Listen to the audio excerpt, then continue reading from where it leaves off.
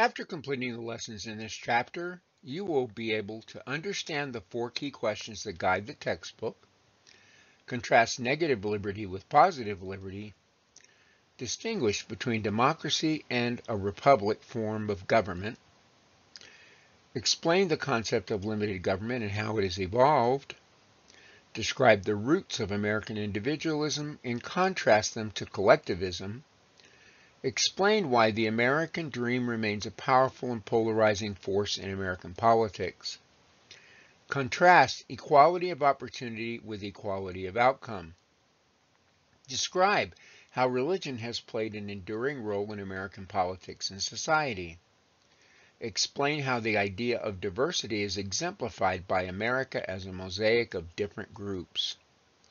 Assess how 8 ideas about America have helped shape politics, culture, and political institutions.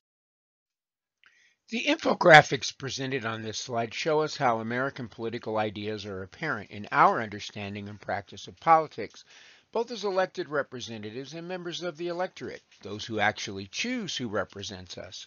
For instance, 10 is the number of times the word rights appears in the Declaration of Independence, yet 0 is the number of times the word rights appears in the original text of the Constitution, and 15 is the number of times the word rights appears in the 27 amendments to the Constitution. 41 is the number of the Declaration's original 56 signers who owned slaves. That means roughly 76% of the signers owned slaves, but signed a document calling for such things as liberty, freedom, and natural rights. 86 is the percentage of Americans today who say that a representative democracy is a good way to govern the country. 40 is the percentage of Americans who support rule by experts or bureaucracy. 17 is the percentage of Americans who support rule by military. 53 is the percentage of total wealth in the United States that is owned by the top 1% of the population. 36 is the percentage of total wealth in the United States that is owned by the bottom 90% of the population. And 65 is the percentage of Americans who agreed in 2018 that government should act to reduce economic inequality. Clearly, when one looks at these numbers with an objective eye, there are disparities between how Americans see ourselves as a society versus that traditional view of America as a shining city upon a hill. The graphic presented in this slide is a word cloud display representing which words appear most often in the original text of the Constitution, not including the 27 amendments. There are several interesting points that appear.